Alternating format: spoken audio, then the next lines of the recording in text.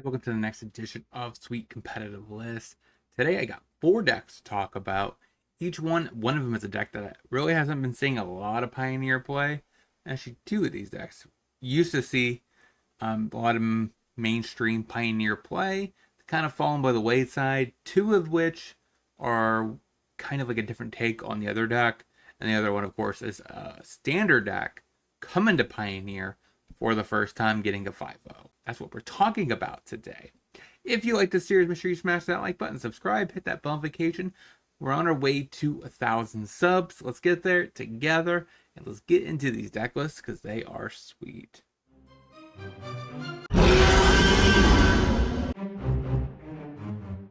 So first, I'm going to do these in order based on what decks I think are the coolest. I mean, least cool to the coolest. So I'm sorry if you're a Grease Fang player, but this is 4-color Grease Fang. Now this deck really didn't pick up anything brand new except for Lively Dirge, right? So we can pitch a Parhelion right out of our deck for 3 mana.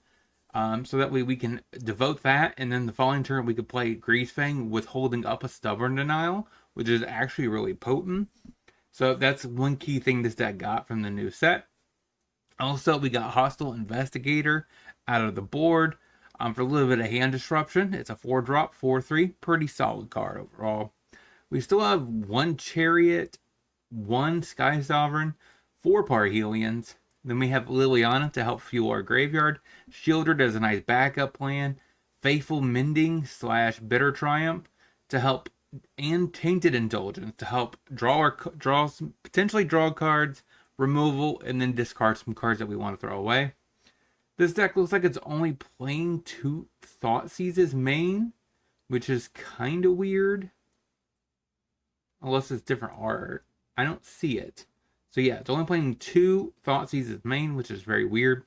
2 Denials, which I think is actually really good with Fang. And it makes a lot of sense because he's 4 power. And he's like really important, so you kind of want to protect him. Other than that, we have Lockdown for aggro, because Gruul aggro and Mono Red are a thing right now. And so is Mono White Humans is back on the menu. Sideboard, though, we do get 2 Deafening Silence for the Phoenix matchup and the Lotus Field matchup. 2 Fatal Pushes for aggro. 2 Surge of Salvations for black-based mid-range decks with other Thoughtseizes. 2 Ashioks hates on Emergent Ultimatum. Also hates on Chord. And it's really good against Amalia because it's graveyard hate. And it hates on Chord. And those 2 cards together are really powerful against Amalia. And we have 3 Void Wrens, kind of a catch-all removal spell that can answer anything. And it's uncounterable, so that's pretty powerful. 1 Dovin's Veto for control and combo. 2 Investigators as an alternative way to win the game. I'm not sure if I'm assuming you're going to be cutting your temporary lockdowns and then going up the Investigator just because the matchups where a lockdown is bad. Investigator should, be really good against the mirror and against control. 1 Drown in the Lock, decent. It's counterspell removal. So just in case we want to be able to bring in a extra counterspell over something like Bitter Triumph, but we don't want to go down actual target removal. So it's kind of a 2/4. So that is 4-color Fang. Let's get into the next list. Next on my list is Bant Spirits for Pioneer. Normally I'm not a huge Spirits fan, but when I see Bant, I'm on it. So we have Form Wonder, Rattle Chains, Phantom. We have Skyclave Appetizers, a couple copies. Catilda against aggro.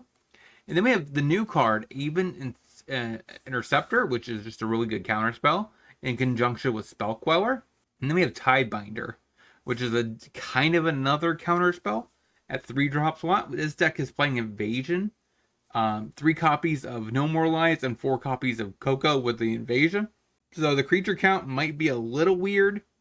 We are replacing a land with Glassbowl Mimic, which counts as another quote-unquote Spell Queller, Interrupter, or a Lord, which is really powerful.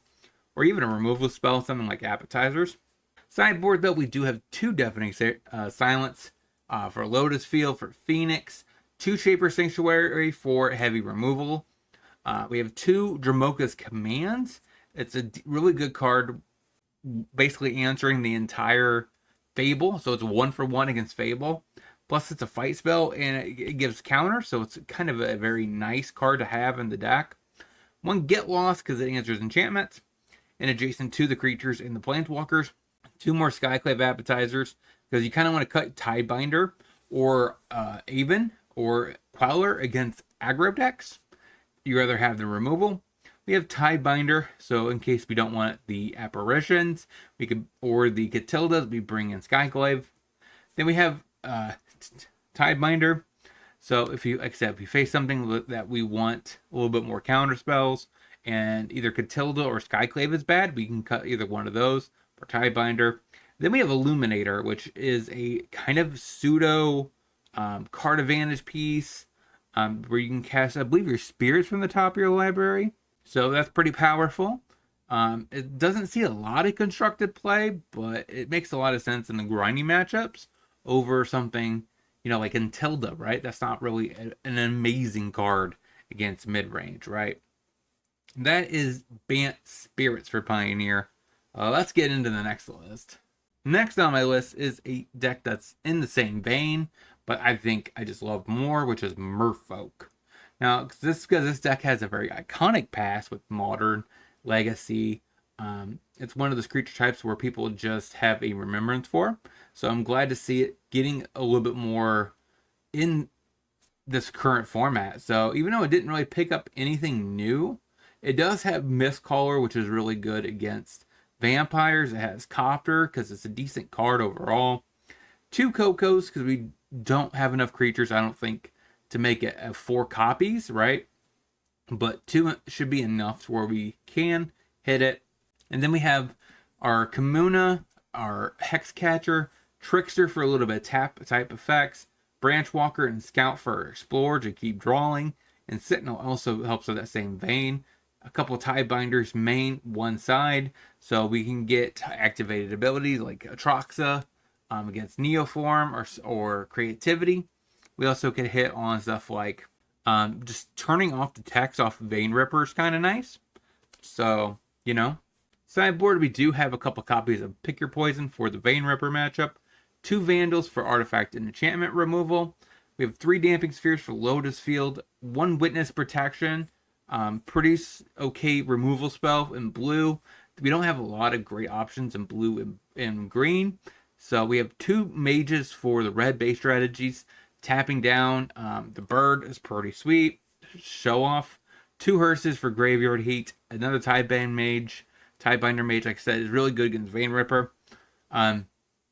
Stroke, just kind of decent for the mid-range matchups. And we have Mindsinger to take our opponent's creatures off of a Coco, which is kind of baller. So that is Simic Merfolk for Pioneer.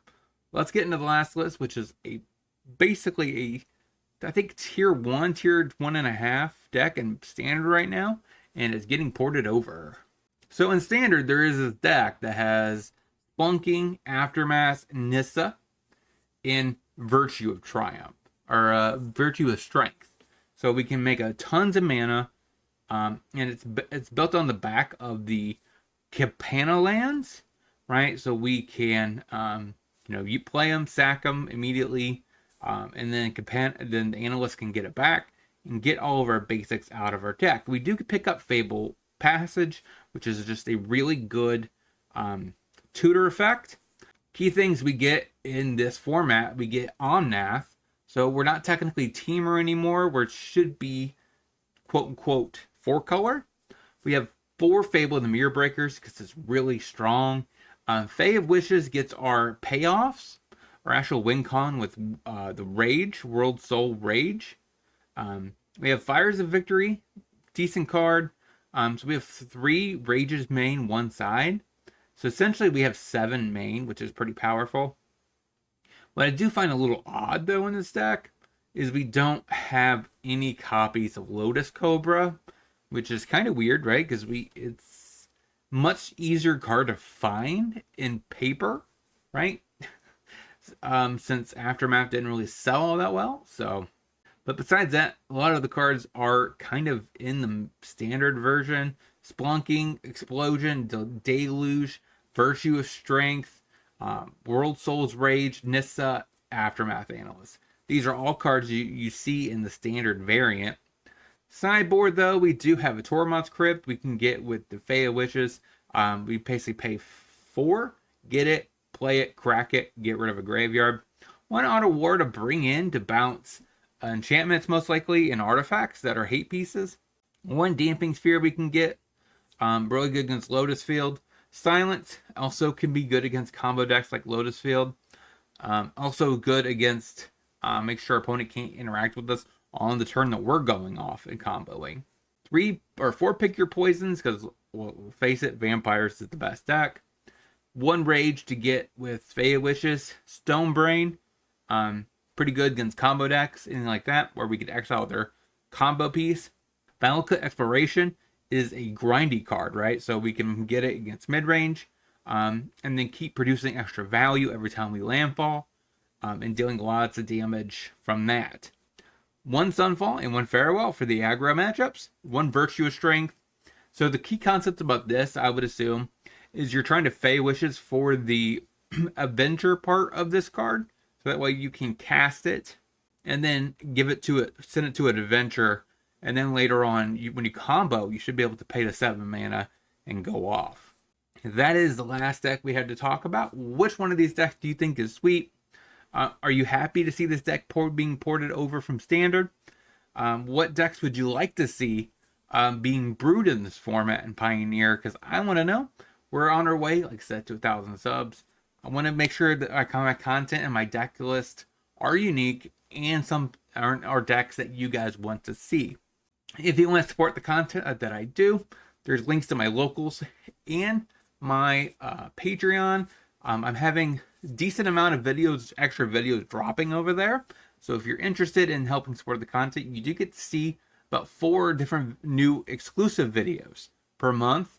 Cowan, Riku. Also, I'm going to be dropping another video featuring the 5/3 Juggernaut dude from the previous set. There's some new cards that I think could boost the strategy up. And also, they're going to be basically a new Ensoul article and deck over there if you're an Ensoul player that you were curious to see different takes on Ensoul. But until next time, hope you guys have a great rest of your day. Talk to you soon.